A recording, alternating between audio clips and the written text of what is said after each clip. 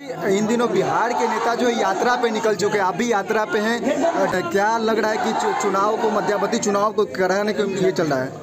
जनता के बीच सबको रहना चाहिए। अच्छा लोग मिले जुले, हमारे तो कार्यकर्ता जो है वो निर्वाचन जो कार्यकर्ता है पार्टी, उनसे जो पंचायत लेवल के जो पार्टी के लिए लाठी खाता है, झंडा धोता है, उनसे इंटरेक्शन करते हैं। कमी बेसी क्या है उसको देखते हुए पार्टी के संगठन को मजबूत करो, विस्तार करो और पार्टी के विचारधारा को जन जन तक। गिरिराज सिंह ने कहा कि विपक्ष के लोग जो है कि देश को टुकड़ा करना चाहते हैं। गिरिराज सिंह का बयान है कि विपक्ष के लोग चाहते हैं कि देश में टुकड़े टुकड़े गैंग हो तो देश टुकड़ा हो जाए। बीजेपी झुके जा रहा है, उसको और कुछ बोलने आता है? जनगणना करवाने के जो संविधान खत्म करना चाहते हैं वो लोग क्या बोलेंगे?